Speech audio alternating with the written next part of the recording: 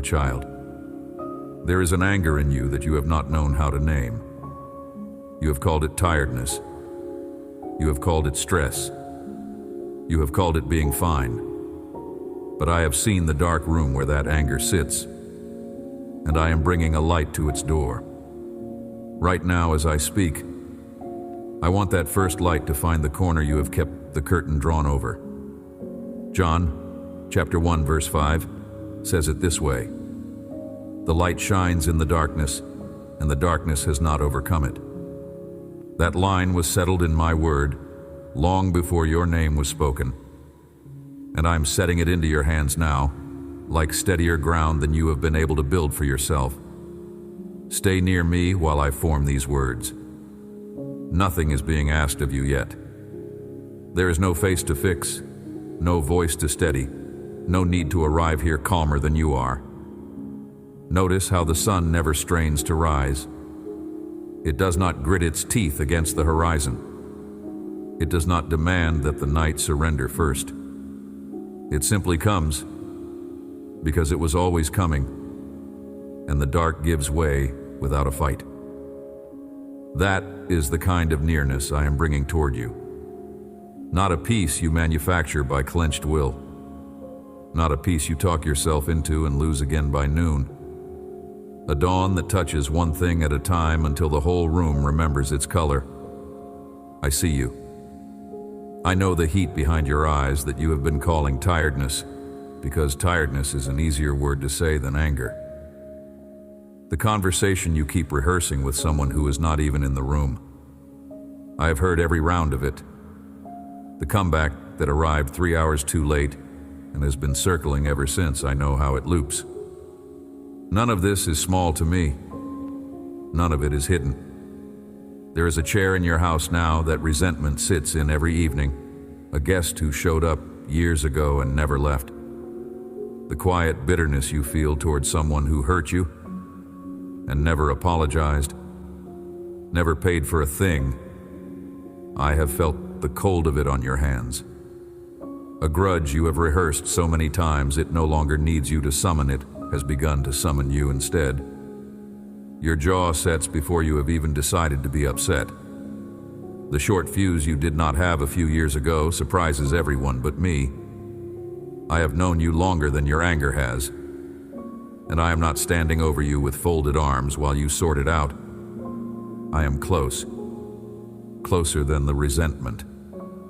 The mother who lost her patience again and went to bed ashamed of her own raised voice, I am near to her, and I am not keeping the tally she keeps.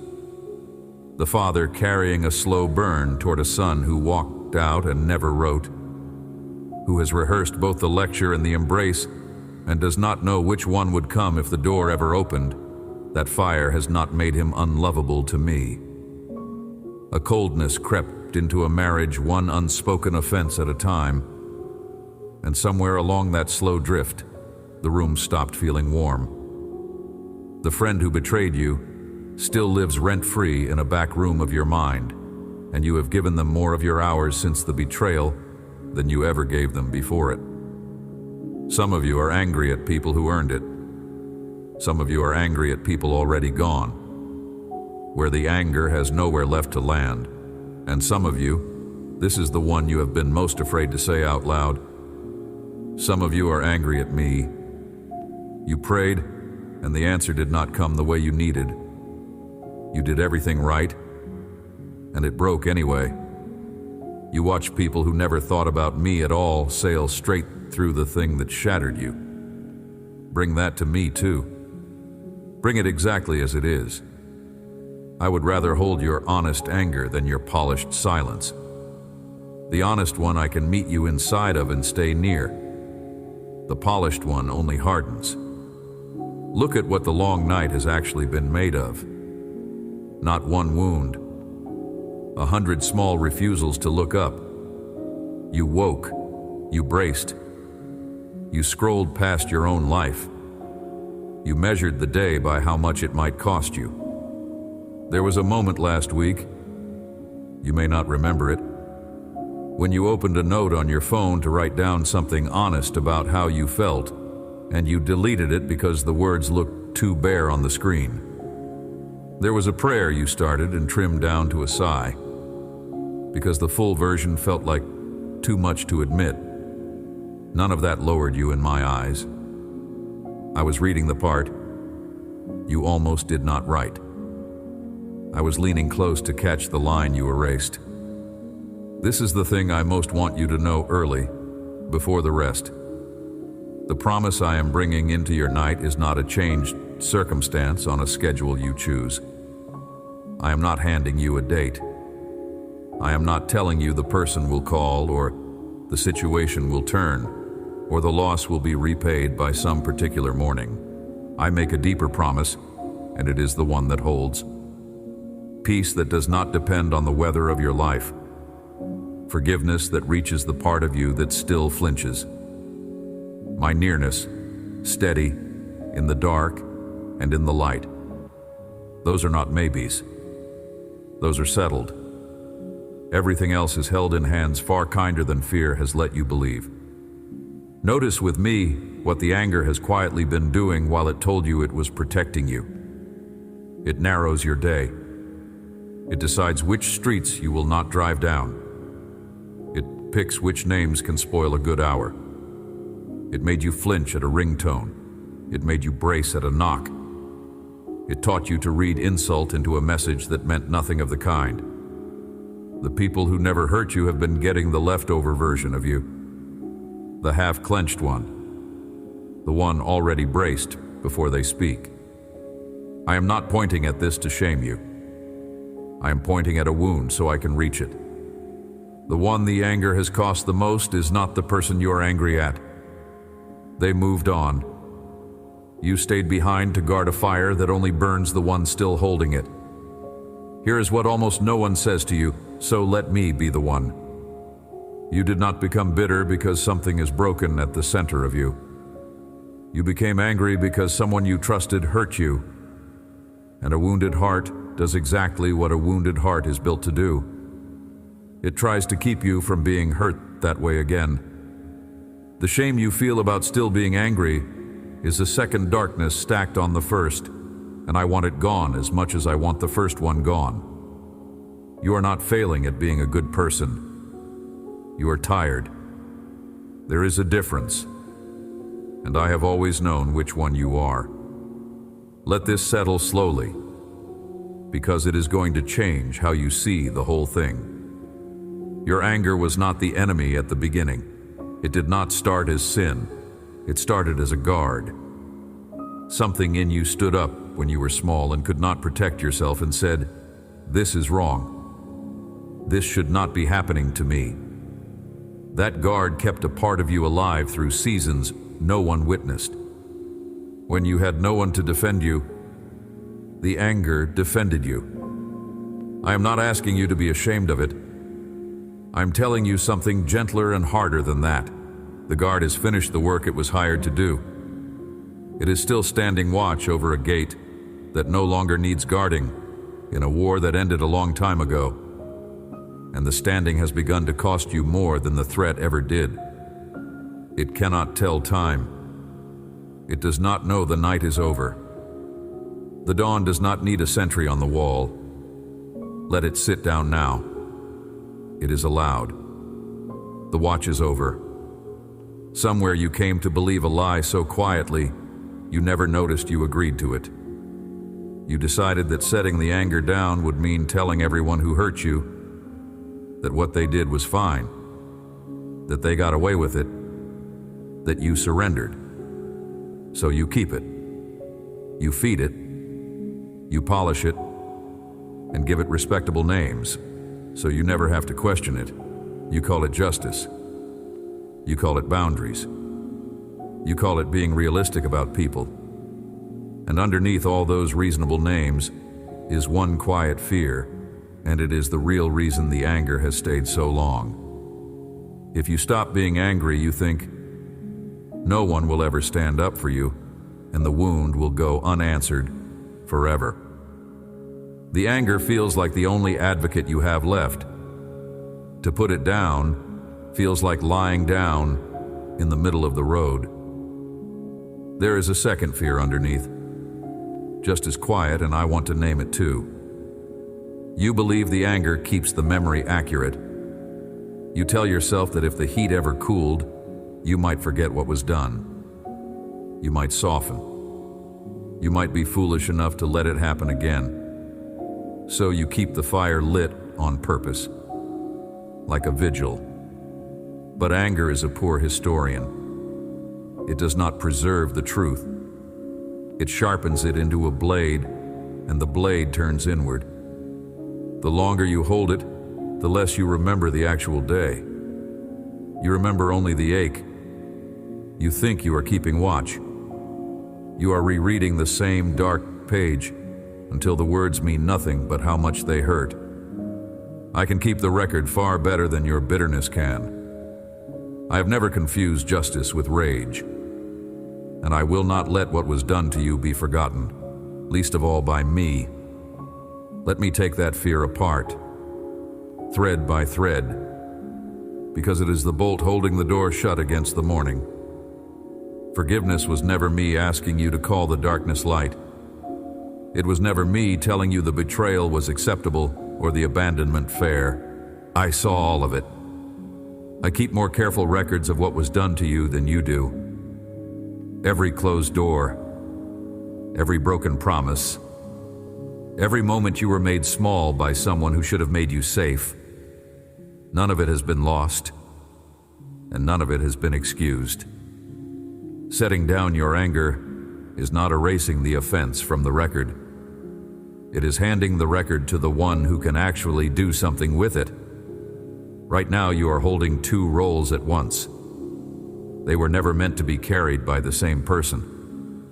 You are holding the wound, and you are also trying to be the judge, the jury, and the one who carries out the sentence. No one can hold all of that and stay whole. It is not the memory that drains you. It is the verdict you keep trying to enforce with no power to enforce it. Every time you replay what they did, you reconvene the trial. You call the same witnesses. You give the same closing argument to an empty room. A real judge gets to go home at night. You have not. You sleep in the gallery. You eat your meals at the bench. And the one you convicted is not even there serving the sentence. Only you are, serving it for them, day after day. Give the case back to me. You were built to be the one who is healed. You were never built to be the courtroom. The picture you carry of me does not help. So let me deal with it plainly. You imagine me a little disappointed that you still struggle to forgive. Tapping a foot. Glancing at the clock to see how long you are taking. Comparing you to people who seem to let things go so easily. The version of me you inherited was painted by people, not by me. People who used my name to rush your grief because your pain made them uncomfortable. People who handed you a verse like a stick and told you to hit yourself with it. They were wrong, even the ones who loved you. Set that picture down where you are sitting and leave it there. I do not rush a sunrise. I have never once pushed the dawn to arrive before its time, and I will not rush you. Here is something to do right where you are, small enough that you can do it without moving. Lift your eyes toward where the light comes from. Not down at your hands, not at the screen in your lap. Lift them toward a window, toward the ceiling, toward the simple direction of up, and hold them there for the length of one slow breath. That small turning of the neck is the oldest prayer there is. The body has made it since the first human looked up. It says, without a sound, three things at once. I am still here. I have not given up on the morning. The dawn is still allowed to find me. Let your eyes rest upward one more breath before you read on, and feel how looking up loosens something small in your throat. That loosening is real. That is the guard, for one moment, sitting down. If this message found the place in you that needed it, write light in the comments as a small way of marking the truth you are choosing to hold today.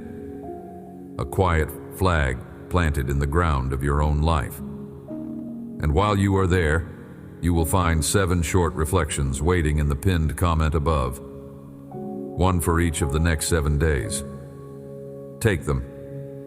I want to read you a line I had written down long before you drew a single breath. I did not write it for scholars, or for people who already have their lives arranged, or for the ones who never lie awake, replaying old wrongs. I wrote it for the one whose night has gone on too long, who tried to talk themselves into peace and could not make it hold, who is so tired of being angry that the anger itself has started to feel like exhaustion. This line was first written into a story about how everything began, and how everything began again. A man who had walked with my son, who had leaned on him at supper, and stood near enough to watch him die, sat down years later as an old man and tried to put into words what it had been like when the light walked in. He reached back past the day he was born, past the kings and the cities, all the way to the first morning of all mornings, when there was nothing but dark over the deep. And he said that into that dark, the light had come. His own people lived under occupation, under fear, under a heaviness so old that a whole nation had stopped expecting anything good. They knew about long nights. They knew about waiting for a dawn that kept not coming. Think about who that old man was when he wrote it. He had every reason of his own to be bitter. He had watched friends die for the faith he held. He had been pushed out, sent to a far-off island, left to grow old away from the people he loved, carrying a lifetime of wrongs that were never set right while he lived. If anyone had earned the right to write an angry book, it was him. Instead, the very first thing he reached for was light. Not revenge, not a list of his enemies. Light shining in the darkness, refusing to go out. He had learned the thing I am trying to teach you now, that the way out of a long night is not to curse the dark, but to turn toward the place the light is coming from and let it do what only it can do. This is what I said. John, chapter 1, verse 5. The light shines in the darkness, and the darkness has not overcome it. Read it slowly. Take it apart, clause by clause. Each clause is carrying something for you. The light shines, present tense, not someday, now, in the darkness. Read that again. In it, not after it clears. Not once you have calmed your heart. Not once you have gotten your anger under control. Not once you have behaved your way into deserving the morning. Not when you have forgiven everyone perfectly and feel nothing but warmth toward the people who hurt you. In the darkness, while it is still dark. The light is not waiting off stage for the dark to leave so it can step out. It is already shining. It is shining in the middle of the very thing you assumed disqualified you from peace. Notice the word the old man chose. He did not say the light defeated the darkness in a single flash and the night was instantly gone. He said the light shines. A word with no end on it, a word that keeps going. Light does not win the way a storm wins, all at once and loud. It wins the way a sunrise wins, steadily, without drama, 1 degree of gray at a time, until you look up and cannot remember the exact moment it stopped being night. That is how the anger will leave you, if you let it. Not in one heroic scene where you weep and embrace the person who hurt you, and everything is healed by lunchtime. It leaves the way the dark leaves a room when the sun comes up. Quietly, gradually, while you were busy living. You will not catch the moment it happens. You will only notice, one ordinary day, that you can breathe in that room again. And the light does not argue with the dark. It does not negotiate. It does not wait for the darkness to apologize or to leave first as a sign of good faith. It simply shines. And the dark, having no substance of its own, gives way. Your anger has been waiting for the other person to make the first move, to say sorry, to finally understand. And while you wait for them, the night stretches on. The light is not waiting for them. It is shining now into your dark, whether or not the one who wronged you ever turns toward it at all. Their morning is between them and me. Yours has already begun. Then the second half. This is the part that breaks the fear apart for good. The darkness has not overcome it. Hear what that means. It is older than your wound. The darkness pushed against my light with everything it had. It did not give up easily. The cross was the darkest the world ever got. For one terrible day, it looked like the dark had finally won. Like the light had been put out. Like the morning would not be coming back. The people who loved my son went home in that dark and did not expect another morning. They knew about hope dying. So do you. And on the third morning, the light rose anyway, the way it always does, the way it is rising over your situation while you are still convinced it is fully night. My son walked straight into the deepest dark there is. The weight of every wrong ever done to you, and every wrong ever done by you. And he did not get stuck there. He came out the other side carrying the dawn in his own hands. That is the proof underneath my promise. I'm not telling you the dark is not real. I'm telling you it does not get to keep you. This is why you can let the anger go without losing anything that was truly yours. The justice you have been trying to enforce with your own bitterness was already carried fully by him. Every wrong done to you was answered there, not ignored, not waved away, but absorbed by someone who loved you enough to take it into his own body so you would not have to spend your one life standing guard over it. The account is not unsettled. It is settled. You have been demanding payment on a debt that has already been paid, which is why no apology you ever received or imagined receiving ever made the ache go quiet. It could not. Only the morning could, and the morning has already come. Look back now at the question I asked at the start. Why has the darkness in your chest felt so permanent? Here is the answer. It is the thing I most wanted you to carry. It felt permanent because no one ever told you the truth. You are not the one responsible for making the light come. You thought you had to generate the morning by sheer effort. Forgive harder, feel less. Pray the anger away by force. Perform a calm you did not have. And it never worked. No matter how disciplined you were, it never held. Because that was never yours to do. You cannot manufacture dawn. No one can. The light is mine to send. And I have already sent it. It keeps shining over your night whether you feel it on a given day or not. Your only part is small. Stop nailing the curtain over the window. That is all. The morning was never waiting on your performance. It was waiting on your permission. Hear me say the gentle thing once more. You are not behind. You are not failing some quiet test of faith. There is no scoreboard hanging over the bed you cannot sleep in. The dark is not a sentence I handed you. It is the very place I draw nearest. The tears you cried where no one could see did not fall into nothing. They reached higher than you know. I keep them. I keep what is precious.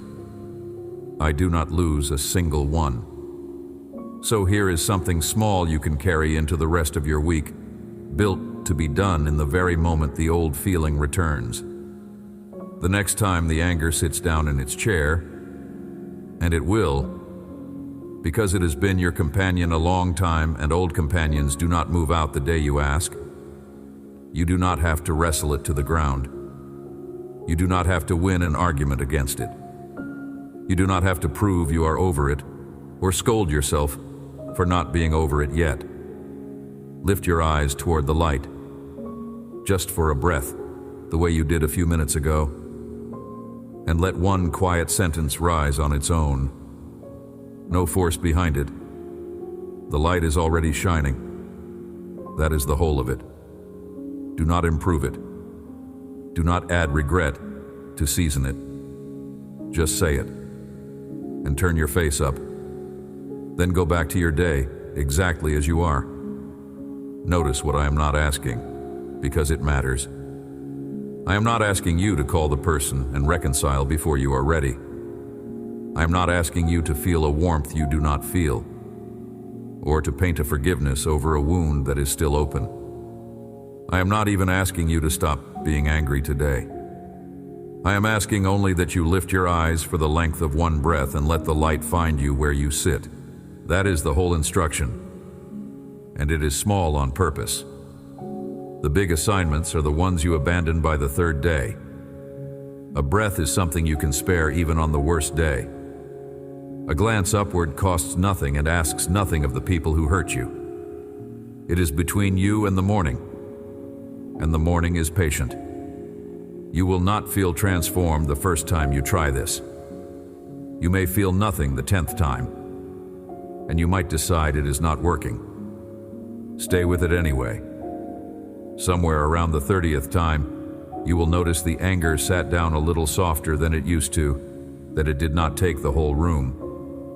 Somewhere around the 50th, you will catch yourself thinking of the person who hurt you and feeling, for one moment, nothing sharp at all. And you will be so surprised you check twice. Somewhere around the 100th, you will realize you walked through a whole day without once visiting the courtroom. The chair will still be in the room. The memory will still exist. You will simply have stopped living inside it. The night will end the way every night ends, not because you fought it into submission, but because the morning was always the stronger of the two. There is one more thing I want you to receive before we finish. Sit with the picture a moment before you move on. See yourself with your eyes lifted, the night thinning at its edges, the first gray light already in the room before you felt it arrive.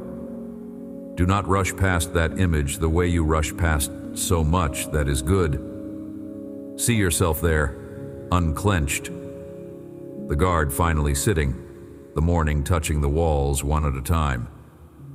That is not a wish I am inviting you to hope for. That is already true about you, this very season, whether the feeling has caught up to the fact or not. The fact does not wait on the feeling. The light does not wait on your readiness. It simply rises. The light shines and the dark does not get to keep you. The light shines.